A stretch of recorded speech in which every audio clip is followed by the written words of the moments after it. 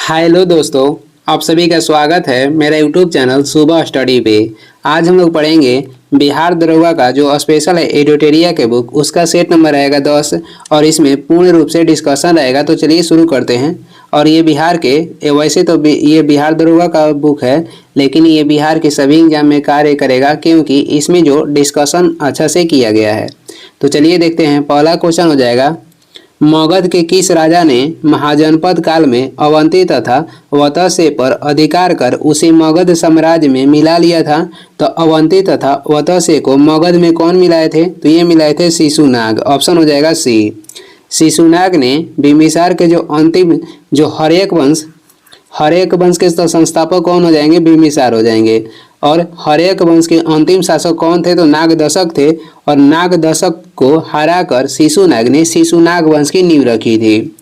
और वही कहेगा कि जो अंग जनपद था, अंग जनपद को मगध में किसने मिलाया था? तो ये मिलाए थे बिंबिसार। और अवंती तथा वतसे को कौन मिलाए थे? तो शिशुनाग मिलाए थे। पाटलिपुत्र शहर के संस्थापक कौन थे? तो ये थे उदयन। अजात शत्रु को उपनाम क्या है? तो इनका उपनाम हो जाएगा कुणिक।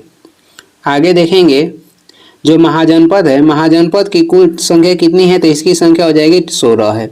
और 16 महाजनपद की कहेगा उल्लेख कहाँ पे किया गया है? बौद्ध धर्म में कहेगा तो ये बौद्ध धर्म में किया गया है अंगुत्तर निकाय में। जैन धर्म में कहेगा तो भगवती सूत्र में किया गया है।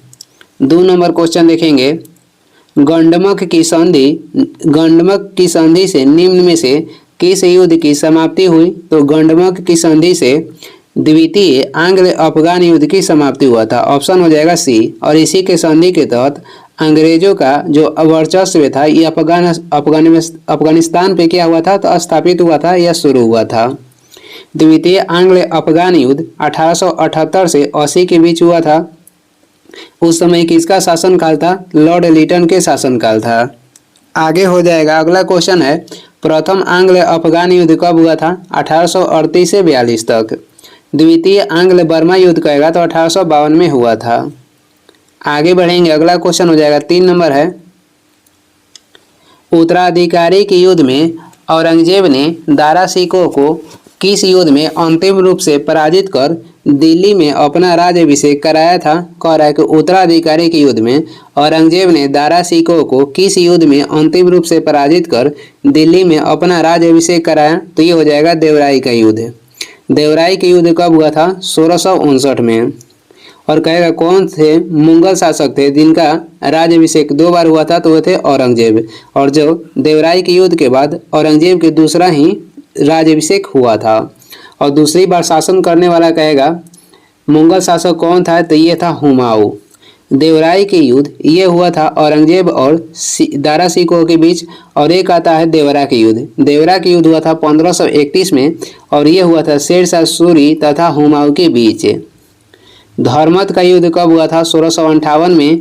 और सामूगढ़ का युद्ध हुआ था कब? तो 1658 में ये भी हुआ था। आगे देखेंगे, 4 नंबर हो जाएगा, निम्न में से आधुनिक भारत का प्रथम राष्ट्रवादी कवि किसे माना जाता है? तो आधुनिक भारत के प्रथम राष्ट्रवादी कवि कहेगा तो हेनरी डेरेजियो को माना जाता है। और ये स्वतंत्रता से पहले को हो जाएंगे। और स्वतंत्रता के बाद कहेगा भारत के राष्ट्रवादी कवि किसे माना जाता है? रामधारी सिंह दिनकर को। इनकी कहेगा इनकी पुस्तक के नाम हो जाएगा उर्वशी। प्रेमचंद द्वारा लिखी गई पुस्तक के नाम हो जाएगा रंगभूमि और कर्मभूमि। यंग बंगाल आंदोलन की शुरुआत बंगाल में किसने किया था? हेनरी डेरोजियो किए थे 1826 में। आगे बढ़ेंगे, आगे हो जाएगा 5 नंबर, यदि राजकोषीय घाटे में से ब्याज भुगतान को कम कर दिया जाए तो शेष रहेगा। यदि राजकोषीय घाटे में से ब्याज भुगतान को कम कर दिया जाए तो शेष रहेगा प्राथमिक घाटा। ऑप्शन हो जाएगा डी। राजस्व घाटा तथा राजकोषीय घाटा ये दोनों को क्या कहते हैं? तो दोनों को जुड़वा घाटा कहा जाता है। पूंजीगत घाटा किसे कहते हैं? पूंजीगत घाटा खरीदी गई कीमत से कम दाम पर वस्तु को बेचना, ये कहलाता है पूंजीगत घाटा। 6 नंबर हो जाएगा, कोर उद्योग सूचकांक का आधार वर्ष निम्न में से क्या है? तो कोर उद्योग सूचकांक के आधार वर्ष हो जाएगा 2011-12। ऑप्शन हो जाएगा सी। इसके अंतर्गत 8 उद्योग आते हैं। कोर उद्योग के अंतर्गत कितने उद्योग आते हैं? तो 8 उद्योग। आगे बढ़ते हैं, 7 नंबर हो जाएगा, 7 नंबर क्वेश्चन है, गन्ने के उचित एवं लाभकारी मूल्य की गणना निम्न में से कौन अनुमोदित करता है? तो ये करता है आर्थिक मामलों की मंत्रिमंडलीय समिति। ऑप्शन हो जाएगा डी। गन्ना में जो लाल सड़न रोग होता है ये होता है कवक के कारण। 8 नंबर क्वेश्चन देखेंगे, 8 नंबर हो जाएगा, राष्ट्रीय ग्रामीण रोजगार गारंटी अधिनियम कब पारित हुआ था? ये पारित हुआ था 5 सितंबर 2005 में। ऑप्शन हो जाएगा बी। और ये लागू कब हुआ था? तो ये लागू हुआ था 2 फरवरी 2006 में। और इसे नरेगा कहते हैं और नरेगा के नाम बदलकर मनरेगा कब किया गया था? तो मनरेगा किया गया था 2009 में। आगे बढ़ेंगे, अगला क्वेश्चन देखेंगे। 9 नंबर क्वेश्चन है, भगवती समिति निम्न में से किससे संबंधित है? भगवती समिति के संबंध हो जाएगा बेरोजगारी से। ऑप्शन हो जाएगा डी। बेरोजगारी के अनुमान से संबंधित है भगवती समिति। और शिक्षित बेरोजगारी से कहेगा तो शिक्षित बेरोजगारी से संबंधित समिति हो जाएगा सेनगुप्ता। कृषि ऋण या कृषि विकास से संबंधित समिति हो जाएगा खुसरो समिति। गरीबी के अनुमान से संबंधित समिति हो जाएगा सचिन तेंदुलकर समिति। 10 नंबर क्वेश्चन देखेंगे, 10 नंबर हो जाएगा, आचार्य विनोबा भावे को किस आंदोलन में भाग लेने के क्रम में प्रथम बार गिरफ्तार किया गया था? तो ये गिरफ्तार किया गया था सविनय अवज्ञा आंदोलन के दौरान। सविनय अवज्ञा आंदोलन की शुरुआत हुई थी 6 अप्रैल 1930 में। भारत छोड़ो आंदोलन की शुरुआत 8 अगस्त 1942 में हुआ था। व्यक्तिगत सत्याग्रह की शुरुआत हुआ था 1940 में और ये महाराष्ट्र के पवनार से हुआ था, जिसके लिए प्रथम व्यक्ति किसे चुना गया था? विनोबा भावे को। और दूसरा व्यक्ति चुना गया था जवाहरलाल नेहरू को। किसके द्वारा? तो महात्मा गांधी ये चुने थे। और असहयोग आंदोलन की शुरुआत कब हुआ था? तो 1 अगस्त 1942 में हुआ था। 11 नंबर हो जाएगा, जालियांवाला बाग हत्याकांड जांच हेतु गठित समिति में निम्न में से कौन शामिल नहीं था? तो इसमें से महात्मा गांधी शामिल नहीं थे। ऑप्शन हो जाएगा डी। कौन कौन शामिल थे? जगत नारायण थे, चिमनलाल सीतलवाड़ थे और साहबजादा सुल्तान थे। ये तीनों शामिल थे, महात्मा गांधी शामिल नहीं थे। जालियांवाला बाग हत्याकांड, इसकी जांच के लिए कमेटी की गठन की गई थी जिसका नाम था हंटर आयोग और इसका अध्यक्ष भी कौन थे? तो हंटर थे। जालियांवाला बाग हत्याकांड जो हुआ था पंजाब के अमृतसर में हुआ था 13 अप्रैल 1919 में। और इसमें जो निहत्थे आंदोलनकारी पे गोली चलाया गया था और आदेश कौन दिए थे? तो जनरल ओ डायर दिए थे। आगे बढ़ेंगे, 12 नंबर हो जाएगा, किस संस्था ने 1875 में हाउस ऑफ कॉमन्स में एक याचिका प्रस्तुत करते हुए ब्रिटिश संसद में भारत के प्रत्यक्ष प्रतिनिधित्व की मांग की थी? तो ये की थी पूना सार्वजनिक सभा। ऑप्शन हो जाएगा ए। पूना सार्वजनिक सभा की स्थापना महादेव गोविंद रनाडे किए थे 1870 में। इंडियन एसोसिएशन के गठन करेगा तो 1876 में हुआ था और ये किए थे कौन? तो एस.एन. बनर्जी यानी सुरेंद्र नाथ बनर्जी तथा आनंद मोहन बोस मिलकर। आगे बढ़ते हैं, 13 नंबर हो जाएगा, दिल्ली सल्तनत में किस वंश ने सबसे कम समय तक शासन किया था? तो दिल्ली सल्तनत पे सबसे कम समय तक शासन किया था खिलजी वंश। ऑप्शन हो जाएगा सी। कब से कब तक? तो 1290 से 1320 तक। और सबसे अधिक दिन तक शासन किया था तुगलक वंश। कब से कब तक? 1320 से 1414 तक। वही कहेगा दिल्ली सल्तनत में सबसे अधिक दिन तक शासन करने वाला शासक कौन थे? तो ये लोधी वंश के संस्थापक हो जाएंगे जो कि बहलोल लोधी थे। ये सबसे अधिक दिन तक दिल्ली सल्तनत पे शासन करने वाले शासक हो जाएंगे। गुलाम वंश की स्थापना किसने किया था? कुतुबुद्दीन ऐबक किए थे और गुलाम वंश के शासनकाल था 1206 से लेकर 1290 तक। लोधी वंश के शासनकाल हो जाएगा 1451 से 1526 तक। सैयद वंश के शासनकाल हो जाएगा 14 से 1451 तक। 14 नंबर हो जाएगा, निम्न में से किस स्तूप का संबंध बुद्ध के जीवन की घटना से नहीं रहा? तो इसमें से बुद्ध के जीवन की घटना से नहीं रहा सांची स्तूप। सांची स्तूप कौन बनवाए थे? तो ये बनवाए थे अशोक। इसमें ऑप्शन हो जाएगा डी। बाकी बोध गया में इनको ज्ञान की प्राप्ति हुई थी। प्रथम ये अपना उपदेश दिए थे सारनाथ में और इनकी मृत्यु कहाँ पे हुआ था? तो कुशीनीरा में यानी कुशीनगर में। आगे देखेंगे 15 हो जाएगा, जुलाई 1858 में अमर सिंह द्वारा जगदीशपुर में गठित समानांतर सरकार का प्रधान कौन था? तो जुलाई 1858 में अमर सिंह द्वारा जगदीशपुर में गठित समानांतर सरकार के प्रधान कहेगा कौन थे? तो ये थे हरकिशन सिंह। ऑप्शन हो जाएगा सी। बिहार से 1857 में कहेगा 1857 की जो क्रांति हुई थी उसमें बिहार से कौन भाग लिए थे? तो ये लिए थे वीर कुंवर सिंह। वीर कुंवर सिंह की मृत्यु कब हुआ था? 26 अप्रैल 1858 को। 16 नंबर हो जाएगा गांधी इरविन समझौता। गांधी इरविन समझौता में किस नेता ने महत्वपूर्ण भूमिका निभाई थी? किस नेता ने गांधी इरविन समझौता में महत्वपूर्ण भूमिका निभाई थी? M.R. जयकर तथा तेज बहादुर सप्रू। ऑप्शन हो जाएगा डी, ए और बी दोनों। गांधी इरविन समझौता हुआ था 5 मार्च 1931 को और इसका अन्य नाम कहेगा तो इसे दिल्ली समझौता के नाम से भी जानते हैं। जो गोलमेज सम्मेलन हुआ था, तीनों गोलमेज सम्मेलन में भाग लेने वाला तेज बहादुर सप्रू भी थे और भीमराव अंबेडकर थे। आगे बढ़ेंगे, 17 नंबर क्वेश्चन देखेंगे। अखिल भारतीय राज्य जन कॉन्फ्रेंस का आयोजन कब किया गया था? अखिल भारतीय राज्य जन कॉन्फ्रेंस का जो आयोजन किया गया था ये किया गया था 1927 में। ऑप्शन हो जाएगा सी। 1939 में सुभाष चंद्र बोस ने फॉरवर्ड ब्लॉक की स्थापना किए थे। भारत में रेडियो की शुरुआत कहेगा तो 1927 में हुई थी। 1923 में देखते हैं, 1923 में स्वराज्य पार्टी के गठन हुआ था। कहाँ पे? तो इलाहाबाद में। कौन किए थे? मोतीलाल नेहरू तथा चित्तरंजन दास मिलकर। 1925 में काकोरी ट्रेन एक्शन प्लान हुआ था। पहले इसका नाम क्या था? तो काकोरी लूटकांड इसका नाम था। वर्तमान में इसका नाम बदला गया है, अब इसे क्या कर दिया गया है? तो काकोरी ट्रेन एक्शन प्लान, और इसका नाम चेंज किया है उत्तर प्रदेश सरकार ने। इसका मुख्य नेता कहेगा तो राम प्रसाद बिस्मल थे। 18 नंबर हो जाएगा BMD परीक्षण किसकी पहचान के लिए किया जाता है? BMD जो परीक्षण है किसकी पहचान के लिए किया जाता है? ऑस्टियोपोरोसिस की पहचान के लिए किया जाता है। ऑप्शन हो जाएगा डी। और ये क्या है? तो ये हड्डी वाला रोग है। एड्स होने की जांच किससे किया जाता है? तो एंटीजन और एंटीबॉडी परीक्षण से। मलेरिया किसके द्वारा होता है? तो मदा एनीफिलीज मच्छर के काटने से मलेरिया होता है। डेंगू किसके काटने से होता है? तो एडिज इजिप्ट मच्छर के काटने से। आगे देखेंगे, 19 नंबर हो जाएगा आर्थिक एवं सामाजिक परिषद के सदस्यों का कार्यकाल कितने वर्षों का होता है? तो आर्थिक एवं सामाजिक परिषद के जो सदस्य होते हैं उनका कार्यकाल होता है 3 वर्ष के। ऑप्शन हो जाएगा बी। और जो महिला आयोग है, महिला आयोग के अध्यक्ष के भी कार्यकाल 3 वर्ष के होता है। राष्ट्रीय महिला आयोग के गठन 1992 में किया गया था। और आर्थिक एवं सामाजिक परिषद के सदस्यों की देश की संख्या कितना है? तो सदस्य देश की संख्या 54 है। राज्यसभा के सदस्य के कहेगा, राज्यसभा के सदस्य के कार्यकाल होता है 6 वर्ष के और लोकसभा के सदस्य का कार्यकाल होता है 5 वर्ष का।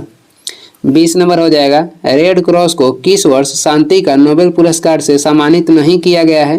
तो रेड क्रॉस को 3 बार नोबेल पुरस्कार मिला है। पहली बार मिला था 1917 में, दूसरी बार 1944 में और तीसरी बार 1963 में। कह रहा है कि रेड क्रॉस को किस वर्ष नोबेल शांति पुरस्कार नहीं दिया गया है? तो 1972 में नहीं दिया गया है। ऑप्शन हो जाएगा डी। रेड क्रॉस की स्थापना हुआ था 1863 में और ये किए थे हेनरी डी. और इसका कहेगा मुख्यालय कहाँ पे है? तो इसका मुख्यालय हो जाएगा जेनेवा में। एक क्वेश्चन आता है कि भारतीय रेड क्रॉस की स्थापना कब हुआ था? तो भारतीय रेड क्रॉस की स्थापना कहेगा तो 1920 में हुआ था। चंपारण आंदोलन कब हुआ था? 1917 में और ये हुआ था बिहार में। बॉम्बे योजना कब लाया गया था? तो बॉम्बे योजना 1944 में लाया गया था। आगे बढ़ते हैं, 21 नंबर हो जाएगा विश्व नर्स दिवस प्रति वर्ष कब मनाया जाता है? तो विश्व नर्स दिवस मनाया जाता है, विश्व नर्स दिवस कहेगा तो ये 12 मई को मनाया जाता है। विश्व नर्स दिवस 12 मई को मनाया जाता है। ऑप्शन हो जाएगा ए। और विश्व परिवार दिवस कहेगा तो ये 15 मई को मनाया जाता है। जो विश्व नर्स दिवस मनाया जाता है ये फ्लोरेंस नाइटिंगेल के जन्म दिवस पर मनाया जाता है। और इनका अन्य नाम कहेगा तो लेडी विद द लैम्प इनका अन्य नाम हो जाएगा, यह बोला जाता है। 22 नंबर क्वेश्चन देखेंगे। 22 नंबर हो जाएगा हम्पी अवशेष को किस वर्ष विश्व विरासत सूची में शामिल किया गया था? तो हम्पी के अवशेष को 1986 में विश्व विरासत सूची में शामिल किया गया था। ऑप्शन हो जाएगा बी। और जो हम्पी का अवशेष है ये 50 रुपये के नोट पर इसे अंकित किया गया है।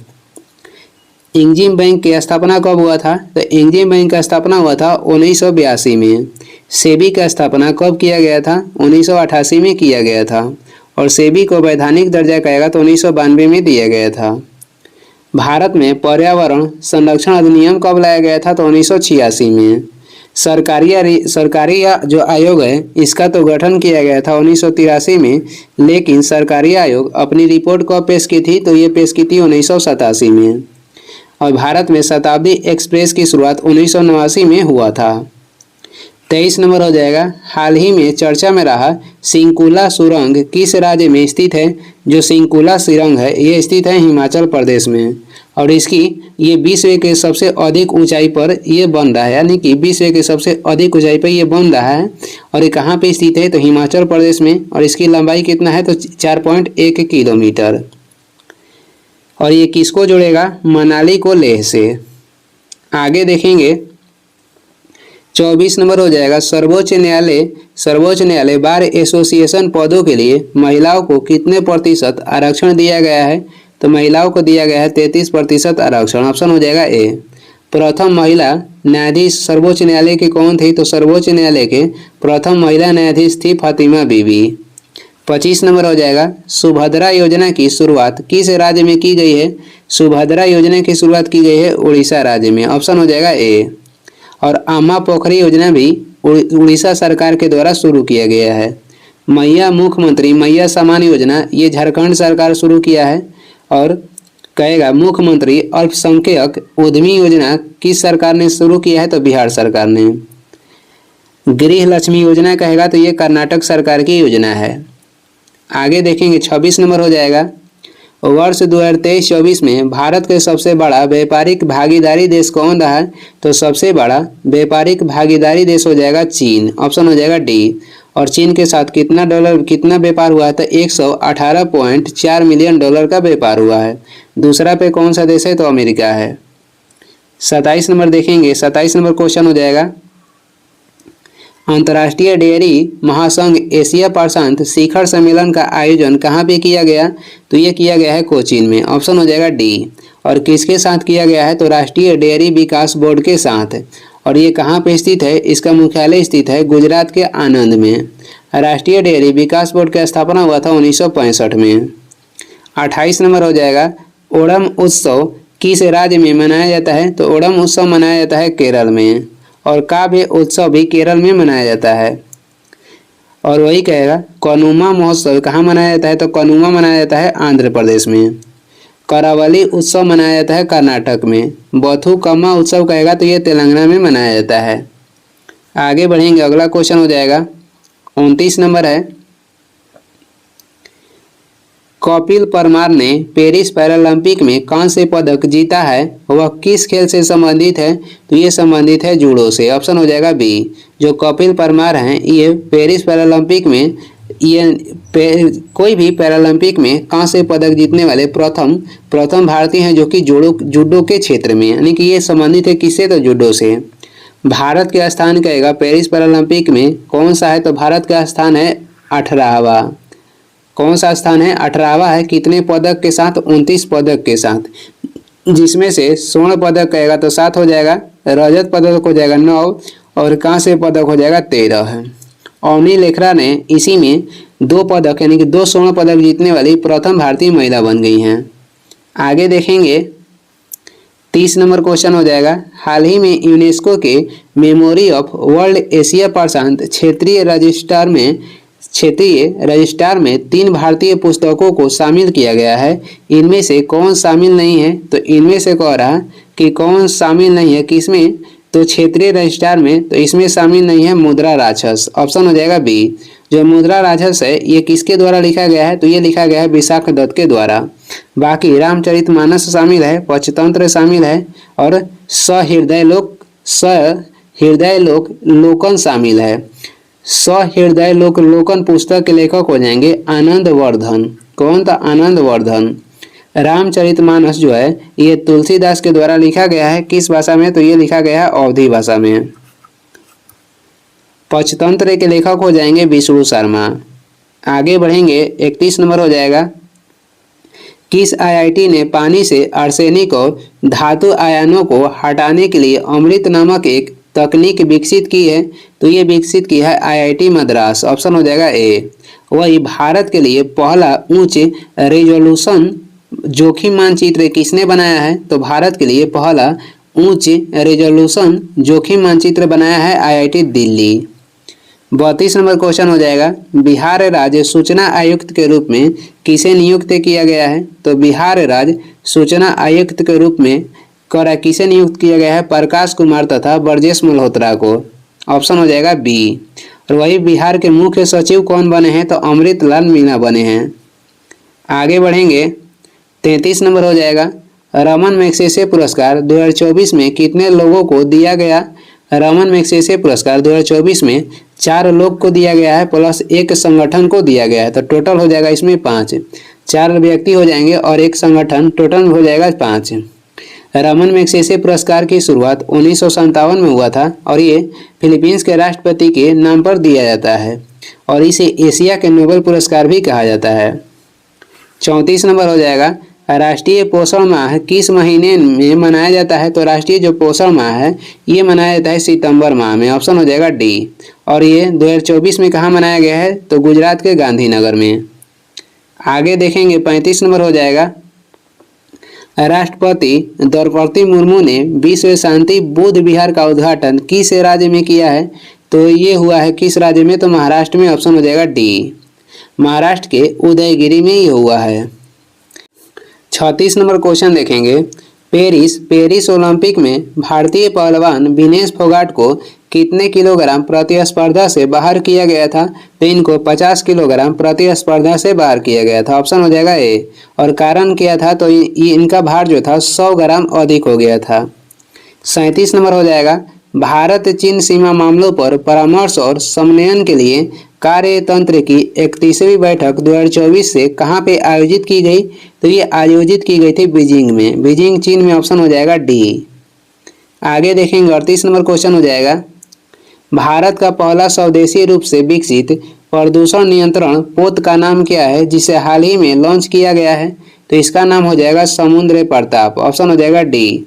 और ये किसके द्वारा बनाया गया है? गोवा शिपयार्ड लिमिटेड के द्वारा ये बनाया गया है और इसे 2024 में कहाँ पे लॉन्च किया गया है? तो इसे लॉन्च भी किया गया है गोवा में। आगे देखेंगे, 39 नंबर हो जाएगा, भारत का 13वां प्रमुख बंदरगाह कौन बना है? तो भारत के जो 13वां प्रमुख बंदरगाह बन गया है ये बन गया है वधावन बंदरगाह। ऑप्शन हो जाएगा बी। और ये कहाँ पे स्थित है? तो महाराष्ट्र में स्थित है। मंगलोर बंदरगाह कहाँ पे है? तो बेंगलुरु में है। नवाहासुआ जो बंदरगाह है ये भारत के सबसे बड़ा बंदरगाह है और ये स्थित है मुंबई में। कंडाला बंदरगाह गुजरात में स्थित है और ये ज्वारीय बंदरगाह है। आगे बढ़ेंगे, अगला क्वेश्चन हो जाएगा, 40 नंबर हो जाएगा, राष्ट्रीय मानव अधिकार आयोग के नए अध्यक्ष कौन बने हैं? तो राष्ट्रीय मानव अधिकार आयोग के नए अध्यक्ष बने हैं बी रामा सुब्रमण्यम बने हैं। ऑप्शन हो जाएगा ए। और पहले कौन थे? तो अरुण मिश्रा थे। राष्ट्रीय मानव अधिकार आयोग के गठन कब हुआ था? तो 1993 में इसका गठन हुआ था। और राष्ट्रीय जो मानव अधिकार है इस आयोग के अध्यक्ष कौन बनते हैं? तो सर्वोच्च न्यायालय के पूर्व न्यायाधीश बनते हैं राष्ट्रीय मानव अधिकार आयोग के अध्यक्ष। 41 नंबर हो जाएगा, हाल ही में प्रसिद्ध तबला वादक जाकिर हुसैन का निधन हो गया। इन्हें किस वर्ष भारत द्वारा पद्म भूषण सम्मान से सम्मानित किया गया था? तो इनको पद्म भूषण पुरस्कार से सम्मानित किया गया था 2002 में। कब किया गया था? तो 2002 में इनको पद्म भूषण दिया गया था। और इनको पद्म श्री कब दिया गया था? तो 1988 में। और पद्म विभूषण इनको दिया गया था 2023 में। अब से देखते हैं, जाकिर हुसैन जो कि तबला से संबंधित हैं, तबला वादक थे, इनको पद्म श्री दिया गया था 1988 में, पद्म भूषण मिला था 2002 में और पद्म विभूषण कहेगा तो 2023 में मिला था। आगे बढ़ते हैं, 42 नंबर हो जाएगा, हाल ही में किस राज्य की विधानसभा ने बाल विवाह निषेध विधेयक 2024 पारित किया है जिसमें महिलाओं के लिए विवाह की न्यूनतम उम्र सीमा 18 वर्ष से बढ़ाकर 21 वर्ष कर दी गई? तो ये पेश किया है हिमाचल प्रदेश। ऑप्शन हो जाएगा बी। जो कुल्लू घाटी है ये हिमाचल प्रदेश में ही स्थित है, धौलाधर तथा पीर पंजाल के बीच। यक्षगान जो नृत्य है ये किस राज्य के है? तो ये कर्नाटक के है। कालबेलिया नृत्य हो जाएगा राजस्थान का। 43 है, निम्न में कौन सा शब्द तत्सम का उदाहरण है? तो इसमें तत्सम के उदाहरण हो जाएगा मत्स्य। बाकी जो मक्खी, मीठा और मोर ये तद्भव के उदाहरण है। आगे देखेंगे 44 नंबर हो जाएगा, उपकार शब्द में कौन सा उपसर्ग है? तो उपकार शब्द में उप जो है ये उपसर्ग है, ऑप्शन हो जाएगा डी। 45 है, निम्न में कौन सा शब्द प्रश्नवाचक सर्वनाम है? तो इसमें से प्रश्नवाचक सर्वनाम हो जाएगा कौन? ऑप्शन हो जाएगा डी। 46 है, धर्म शब्द का विशेषण निम्न में से क्या होगा? तो धर्म शब्द के विशेषण हो जाएगा धार्मिक, ऑप्शन हो जाएगा ए। आगे देखते हैं 47 नंबर हो जाएगा, कपाल कुंडला पुस्तक के लेखक निम्न में कौन है? तो इसमें से कपाल कुंडला के लेखक हो जाएंगे बंकिम चंद्र चटर्जी, ऑप्शन हो जाएगा डी। और इन्हीं की पुस्तक है आनंद मठ। हंगरी स्टोन पुस्तक के लेखक हो जाएंगे रविंद्रनाथ टैगोर। अभिज्ञान संकुंतलम पुस्तक के लेखक कालिदास हो जाएंगे। रंगभूमि तथा कर्मभूमि पुस्तक के लेखक मुंशी प्रेमचंद हो जाएंगे। आगे बढ़ते हैं 48 नंबर है, choose the correct passive from the following sentence. ये देखते हैं सेंटेंस क्या है। One should keep once promises, तो इसका हो जाएगा promises should be kept, option हो जाएगा सी। इसमें ऑप्शन हो जाएगा सी। आगे बढ़ते हैं 49 नंबर देखेंगे, इंडेवर शब्द का विलोम होगा तो इंडेवर के होता है प्रयास, तो इसका विलोम हो जाएगा ट्रिक यानी कि शॉर्ट, ऑप्शन हो जाएगा बी। 50 नंबर है, fill in the blanks with correct option. I waited for him until he, इसमें क्या होगा खाली स्थान की जगह पे, तो I waited for him until he came, option हो जाएगा ए। इसमें हो जाएगा केम। आगे बढ़ते हैं 51 नंबर क्वेश्चन है, फर्न हॉस्टल और लाइकोफाइटस निम्नलिखित में से किस समूह से संबंधित है? तो इसका संबंध हो जाएगा किससे? तो टेरिडोफाइटस से। टेरिडोफाइटा के अंतर्गत कौन से पौधे आते हैं? संवहनीय पौधा आते हैं। और कहेगा कि पादप जगत के उभयचर किसे कहते हैं? तो पादप जगत के उभयचर कहा जाता है ब्रायोफाइटा को। और जो कवक है ये भोजन को कहाँ पे किस रूप में संचित करते हैं?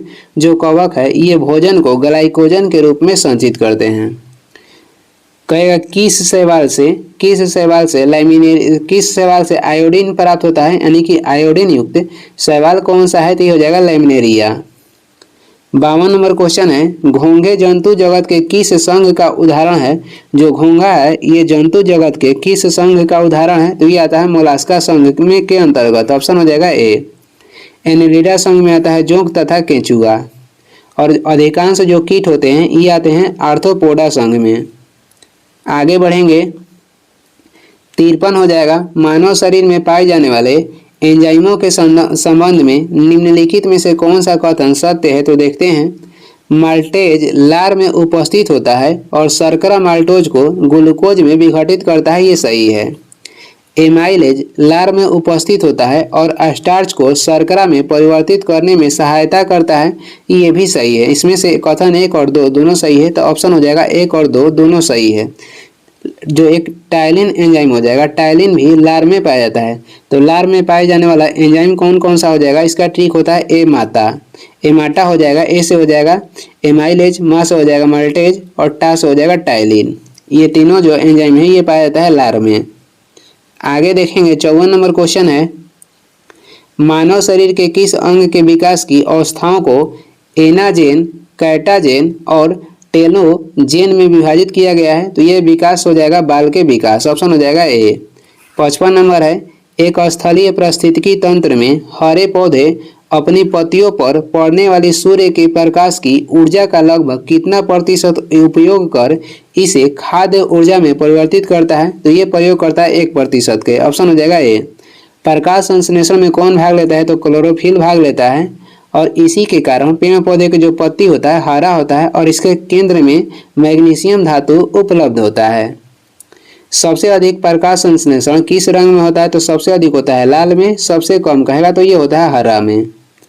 आगे बढ़ते हैं 56 नंबर हो जाएगा, निम्नलिखित में से किसमें रोकफोर्टाइन सी पाया जाता है? तो किसमें पाया जाता है? तो ये पाया जाता है पनीर में, ऑप्शन हो जाएगा बी। 57 नंबर है, नारियल के रेशे युक्त छिलके किस ऊतक के बने होते हैं? नारियल के रेशे युक्त छिलके किस ऊतक के बने होते हैं? तो ये बने होते हैं स्क्लेरेनकाइमा ऊतक के। स्क्लेरेनकाइमा ऊतक के ये बने होते हैं और ये जो ऊतक है पौधे की शक्ति प्रदान करता है। और किस ऊतक के कारण पौधे लोचदार होते हैं? तो ये कोलेनकाइमा ऊतक के उपस्थिति के कारण पौधे लोचदार होते हैं। और पौधे में जल के परिवहन किस ऊतक के कारण होता है? तो जाइलम ऊतक के कारण। कहेगा पैरेन्काइमा जो ऊतक है ये पौधे में भोजन स्टोर करके अंग को प्रदान करता है। आगे बढ़ते हैं, 58 नंबर हो जाएगा, वह कौन सा पदार्थ है जो आपकी प्रतिरक्षा प्रणाली को इसके खिलाफ एंटीबॉडी का उत्पादन करने का कारण बनती है? तो ये पदार्थ हो जाएगा एंटीजन। ऑप्शन हो जाएगा डी। जो एंटीबॉडी है ये जो AB रक्त समूह होता है इसमें नहीं पाया जाता है। एंटीबॉडी AB रक्त समूह में नहीं पाया जाता है और वही एंटीजन कहेगा तो ओ वर्ग समूह में नहीं पाया जाता है। एंटीजन नहीं पाया जाता है O रक्त वर्ग समूह में और AB में एंटीबॉडी नहीं पाया जाता है। जो कह रहा है कि जो प्रोटीन है किसका बना होता है? तो प्रोटीन बना होता है एमिनो अम्ल के और एंटीजन बना होता है पेप्टाइड्स तथा पॉलीसेकेराइड से मिलके। 59 नंबर हो जाएगा, प्रोटीन की रचना की व्याख्या किसने की थी? प्रोटीन की रचना की व्याख्या किए थे पॉलिंग और कोरी ने। ऑप्शन हो जाएगा बी। किसने? तो पॉलिंग और कोरी ने। प्रोटीन से मानव शरीर में ऊतक के निर्माण होता है और प्रोटीन की कमी से मानव शरीर के जो विकास है ये अवरुद्ध हो जाता है, यानी कि रुक जाता है या कह सकते हैं कि अविकसित हो जाता है। आगे देखेंगे 60 नंबर हो जाएगा। 60 नंबर देखेंगे, कीड़ों में गैस विनिमय के लिए वायु नलिकाओं का नेटवर्क क्या है? तो ये हो जाएगा कीड़ों में गैस विनिमय के लिए वायु नलिकाओं के नेटवर्क ट्रेकिया। ऑप्शन हो जाएगा सी। आगे देखेंगे, पानी में श्वसन के लिए कौन सा कार्य करता है? तो ये करता है गिल्स। श्वसन का प्रमुख मांसपेशी हो जाएगा डायफ्राम। और वायु श्वसन नली तंत्र में प्रवेश करता है तो ये करता है अस्पाइरक्लेस के कारण। अस्पाइरक्लेस के कारण वायु श्वसन नली तंत्र में प्रवेश करता है। आगे देखते हैं, 61 नंबर हो जाएगा, परमाणुओं में क्षणिक द्विध्रुवों से किस प्रकार के बल उत्पन्न होते हैं जो आसपास के परमाणुओं में तत्कालिक द्विध्रुव को प्रेरित करते हैं, एक आकर्षी बल उत्पन्न करते हैं और केवल कम दूरी पर परिचालित होते हैं? फिर से देखते हैं, परमाणुओं में क्षणिक द्विध्रुवों से किस प्रकार के बल उत्पन्न होते हैं जो आसपास के परमाणुओं में तत्कालिक द्विध्रुव को प्रेरित करते हैं, एक आकर्षी बल उत्पन्न करते हैं और केवल कम दूरी पर परिचालित होते हैं? तो इसमें हो जाएगा ऑप्शन बी हो जाएगा लंदन परिक्षेपण बल। परिक्षेपण बल हो जाएगा, यानी कि लंदन परिक्षेपण बल हो जाएगा इसमें आंसर। ऑप्शन हो जाएगा बी। आगे बढ़ते हैं, 62 नंबर क्वेश्चन है, डाल्टन के परमाणु सिद्धांत के अनुसार परमाणु छोटी पूर्ण संख्याओं के अनुपात में मिलकर निम्न में से क्या बनाते हैं? तो ये बनाते हैं यौगिक। ऑप्शन हो जाएगा डी। परमाणु और उनके डाल्टन के कह रहा है कि डाल्टन के नियम सिद्धांत के अनुसार परमाणु और उनके गुण का वर्णन किया गया है। डाल्टन के सिद्धांत में परमाणु और उनके गुण के बारे में वर्णन किया गया है। 63 नंबर हो जाएगा, निम्नलिखित में से कौन सी क्षारीय मृदा धातु नहीं है? तो इसमें से जो सोडियम है ये क्षारीय मृदा धातु नहीं है, बल्कि ये केवल क्षारीय धातु है। बाकी जो बेरिलियम हो जाएगा, कैल्शियम हो जाएगा, मैग्नीशियम हो जाएगा, ये क्षारीय मृदा धातु है। सोडियम को कहाँ पे रखा जाता है? तो इसे रखा जाता है केरोसिन के तेल में। बेरिलियम के परमाणु क्रमांक 4 हो जाएगा। कैल्शियम के कारण जो हड्डी है ये मजबूत होती है और क्लोरोफिल के केंद्र में मैग्नीशियम धातु उपस्थित होता है। आगे बढ़ेंगे, 64 हो जाएगा, निम्नलिखित में से कौन सा स्वसंयोजक यौगिक है? और एक निम्नलिखित में से कौन सा स्वसंयोजक यौगिक है? तो इसमें हो जाएगा हाइड्रोजन क्लोराइड। ऑप्शन है ए। और ये विद्युत का कुचालक होता है। कैल्शियम कार्बोनेट के हो जाएगा संगमरमर। किसका सूत्र है? तो कैल्शियम कार्बोनेट ये संगमरमर के सूत्र है। साधारण नमक को कहा जाता है सोडियम क्लोराइड। और मैग्नीशियम हाइड्रोक्साइड का उपयोग कहाँ पे होता है? तो कब्ज के इलाज में इसका उपयोग होता है। 65 नंबर हो जाएगा, कार्बनिक रसायन विज्ञान में निम्नलिखित में से कौन सा एक अनुभवजन्य नियम है जिसका उपयोग एल्केन्स और एल्काइंस की इलेक्ट्रोनरागी संकलन अभिक्रियाओं की रेजियो सेलेक्टिविटी के पुनः अनुमान के लिए किया जाता है। आपसे पढ़ देते हैं, कार्बनिक रसायन विज्ञान में निम्नलिखित में से कौन सा एक अनुभवजन्य नियम है जिसका उपयोग एल्केन्स और एल्काइंस के इलेक्ट्रॉन रागी संकलन अभिक्रियाओं की रेजियो सेलेक्टिविटी के पुनः अनुमान के लिए किया जाता है। तो इसमें हो जाएगा मार्कोनिको का नियम ऑप्शन हो जाएगा सी। आगे बढ़ते हैं, 66 नंबर हो जाएगा, निम्नलिखित में से उस विकल्प का चयन कीजिए जो लेड नाइट्रेट के अपघटन अभिक्रिया का एक उत्पाद नहीं है। तो इसमें हो जाएगा नाइट्रोजन, ऑप्शन हो जाएगा बी। ऑक्सीजन को हम लोग क्या कहते हैं, तो इसे प्राण वायु की संज्ञा दी गई है और वायुमंडल में सबसे अधिक मात्रा में नाइट्रोजन पाया जाता है 78%। लेड ऑक्साइड के अन्य नाम कहेगा तो इसे लिथार्ज भी कहते हैं और इसका सूत्र हो जाएगा PbO। आगे बढ़ेंगे, 67 नंबर क्वेश्चन है, दूध में अशुद्धियों को अलग करने के लिए निम्नलिखित में से किस तकनीक का उपयोग किया जाता है। तो दूध में अशुद्धियों को अलग करने के लिए निम्नलिखित में से किस तकनीक का उपयोग किया जाता है। इसका आंसर हो जाएगा स्तंभ क्रोमेटोग्राफी, ऑप्शन हो जाएगा ए स्तंभ क्रोमेटोग्राफी। और दूध की शुद्धता जांच करने के लिए किसका प्रयोग करते हैं, तो लैक्टोमीटर का। आगे बढ़ते हैं, 68 नंबर क्वेश्चन हो जाएगा, निम्नलिखित में से कौन सा औषधि खनिज जिसे सभी लोग लवण के रूप में जानते हैं आमतौर पर ऐसी शुष्क जलवायु में बनता है जहां समुद्र का पानी वाष्पित हो जाता है। तो ये हो जाएगा हाइलाइट, ऑप्शन हो जाएगा डी। और ये नमकीन क्षेत्र में पाए जाते हैं। आगे बढ़ते हैं, अगला क्वेश्चन है 69 नंबर हो जाएगा, निम्नलिखित में से किस कारक की कमी से वाष्पीकरण की दर में वृद्धि होती है। निम्नलिखित में से किस कारक की कमी से वाष्पीकरण के दर में वृद्धि होती है। तो ये आर्द्रता के कमी से वाष्पीकरण के दर में वृद्धि होती है, ऑप्शन हो जाएगा बी।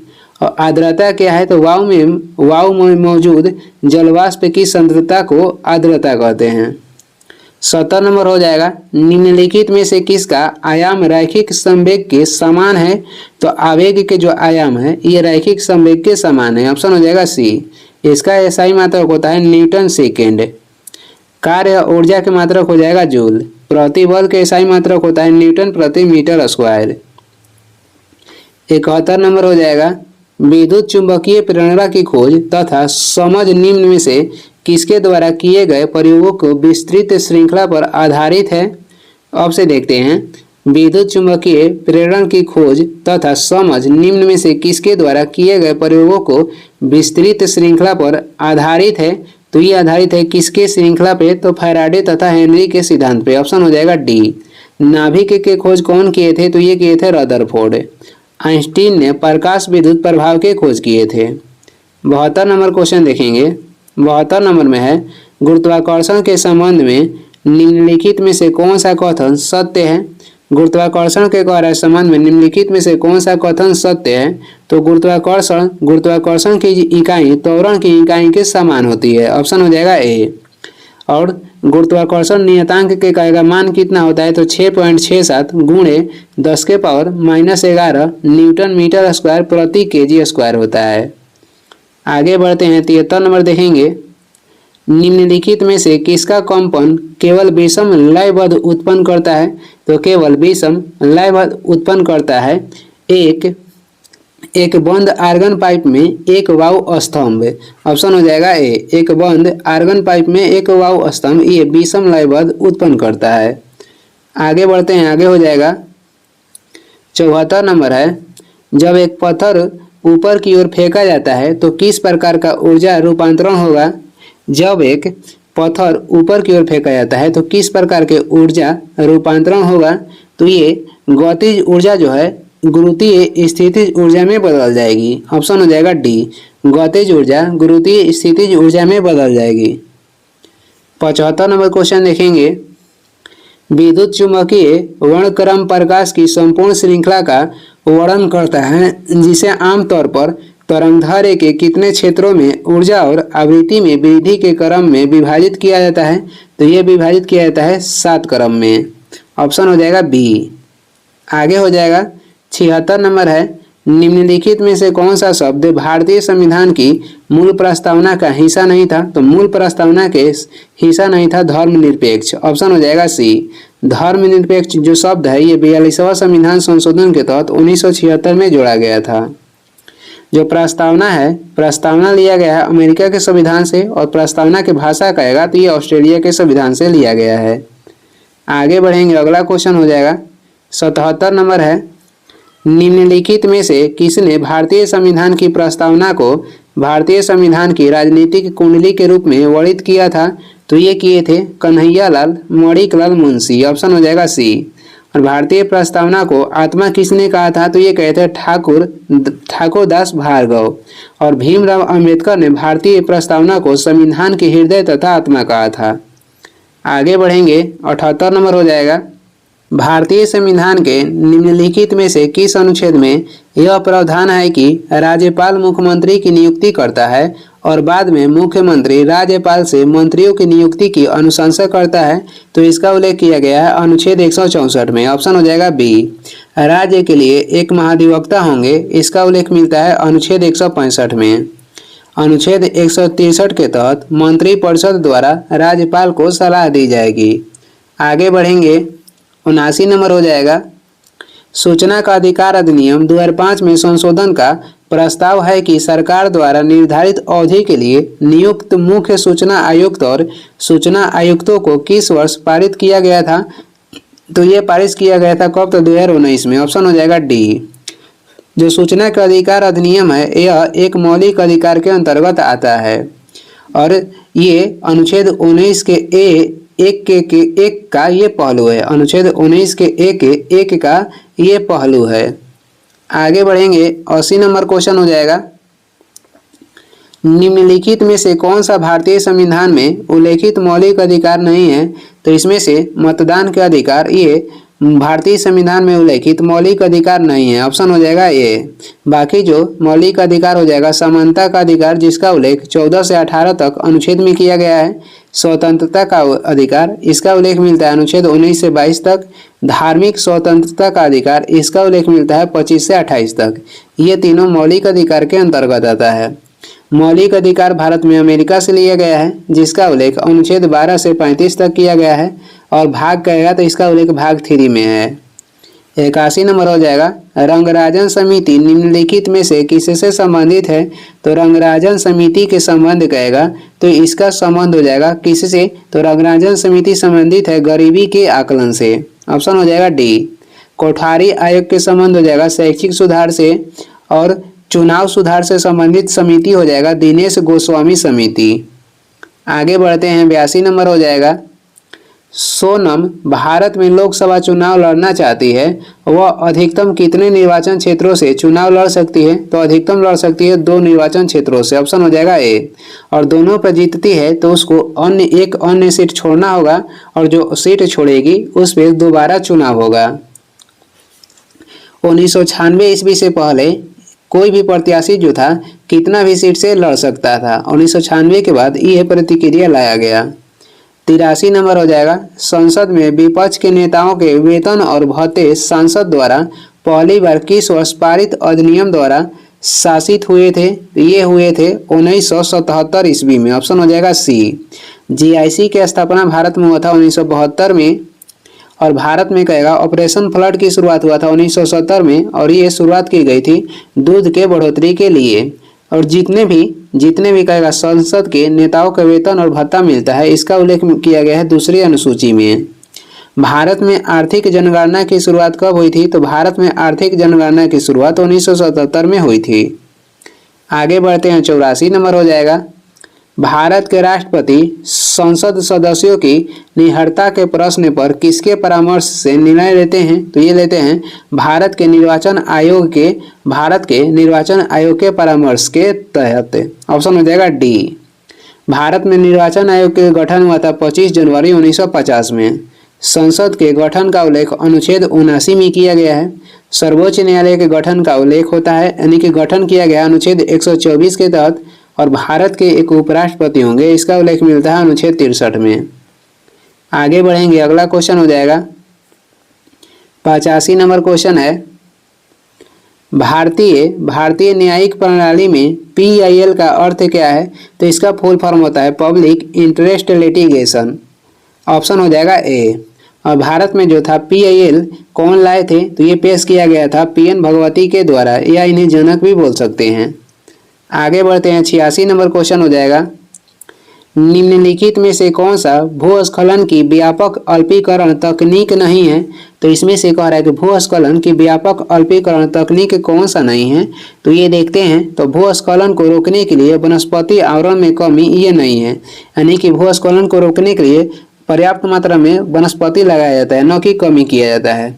बाकी देखते हैं, भूस्खलन को रोकने के लिए ये नहीं है, तो बाकी कौन सा रोकने के लिए इसका सही परिणाम है? तो ये हो जाएगा भूमि को फिसलने से रोकने के लिए प्रतिधारण दीवार का निर्माण। दूसरा हो जाएगा सतही जल निकासी नियंत्रण, बारिश के पानी और झरने के प्रवाह के साथ भूस्खलन की गति को नियंत्रित करने का काम करता है। भूस्खलन की संभावना वाले क्षेत्रों का पता लगाने के लिए खतरा मानचित्रण। इसमें कह रहा है कौन सा नहीं है? तो इसमें हो जाएगा ऑप्शन डी। 87 है, निम्नलिखित में से कौन सा पुराने कुओं के सूखने में योगदान देने वाला प्राथमिक कारक है? जो पुराने कुएं हैं वो कैसे सूख रहे हैं? तो इसका मेन कारक क्या है? तो इसका मेन कारक हो जाएगा कि आसपास के इलाकों में काफ़ी संख्या में बोरिंग पंप लगा दिए गए हैं, इसी के कारण जो है पुराने कुएं सूख रहे हैं। ऑप्शन हो जाएगा सी। आगे बढ़ेंगे, 88 नंबर क्वेश्चन हो जाएगा। 88 नंबर देखेंगे, करेवा का निर्माण किस क्षेत्र में पाया जाता है? तो करेवा का निर्माण पाया जाता है कहाँ पे? कश्मीरी हिमालय क्षेत्र में। ऑप्शन हो जाएगा बी। करेवा क्या है? तो ये ऊंची पठारी भूमि है। 89 नंबर हो जाएगा, 2011 के जनगणना के अनुसार भारत की अशोधित मृत्यु दर क्या है? तो भारत की जो अशोधित मृत्यु दर पूछ रहा है, तो भारत की अशोधित मृत्यु दर हो जाएगा 7.1%। ऑप्शन हो जाएगा बी। और शिशु मृत्यु दर कितना है? तो 13.6%। और सामान्य प्रजनन दर कहेगा तो ये हो जाएगा 81.2%। और ये सभी 2011 के जनगणना के अनुसार है। अभी तक ले इसके बाद अभी जनगणना नहीं हुआ था, जो कि 10 वर्ष पे होता है। 2021 में होना था, बाकी अभी तक नहीं हुआ है। आगे देखेंगे, 90 नंबर क्वेश्चन हो जाएगा, Tata iron and steel company ने किस वर्ष स्टील का उत्पादन शुरू किया था? Tata iron and steel company की स्थापना तो हुआ था 1907 में, और ये किए थे जमशेद जी टाटा। लेकिन यहाँ पे स्टील के उत्पादन शुरू हुआ था 1912 में। ऑप्शन हो जाएगा ए।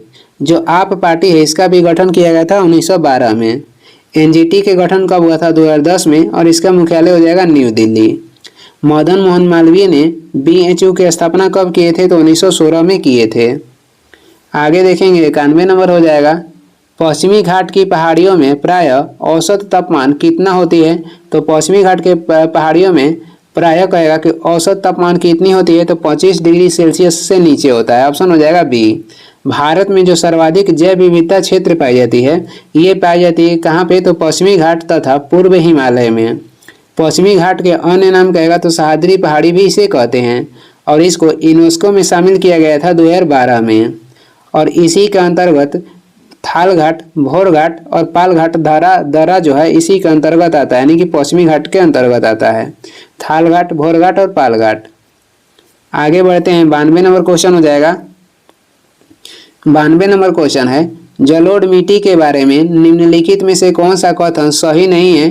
तो इसके बारे में सही कथन कौन सा नहीं है? तो हिमालयी क्षेत्रों में हमें जलोढ़ मिट्टी मिलती है, ये सही नहीं है। हिमालयी क्षेत्रों में हमें जलोढ़ मिट्टी नहीं मिलती है। तो कह रहा कौन सा कथन सही नहीं है? तो ऑप्शन सी हो जाएगा। बाकी इसके बारे में जो सही कथन है देखते हैं। जलोढ़ मिट्टी के बारे में, ये महानदी गोदावरी और कृष्णा के डेल्टा जलोढ़ मिट्टी से बने हैं। महानदी गोदावरी और कृष्णा के जो डेल्टा है ये जलोढ़ मिट्टी से बना है। पुराने जलोढ़ मिट्टी को बांगर कहा जाता है, और जो नए जलोढ़ मिट्टी है इसे कहा जाता है खादर। उत्तरी मैदान जलोढ़ मिट्टी के बने होते हैं। ये तीनों सही है, इसमें गलत था सी। 93 नंबर क्वेश्चन हो जाएगा, निम्नलिखित में से कौन सी दुनिया की सबसे ऊंची नौगम्य झील है? तो दुनिया की सबसे ऊंची झील हो जाएगा टिटिकाका, और इसे हनुमून लेक भी कहते हैं। और इस समुद्र से इसकी ऊंचाई कहेगा तो 3810 मीटर है। और कहाँ पे स्थित है? तो स्थित है पेरू और बोल्विया के बीच। कोमो झील है, कहाँ पे स्थित है? तो इटली में स्थित है। और दुनिया की सबसे बड़ी मीठे पानी की झील कौन सी है? तो ये हो जाएगा सुपीरियर झील। जो हुरान झील है ये अमेरिका में स्थित है। 94 देखेंगे, निम्नलिखित में से कौन सा भारत और चीन के बीच स्थित एक पहाड़ी दर्रा है? तो भारत और चीन के बीच स्थित पहाड़ी दर्रा हो जाएगा काराकोरम दर्रा। ऑप्शन हो जाएगा सी। जोजिला दर्रा ये श्रीनगर को लेह से जोड़ता है। खैबर दर्रा कहेगा तो पाक और अफगानिस्तान के बीच स्थित है।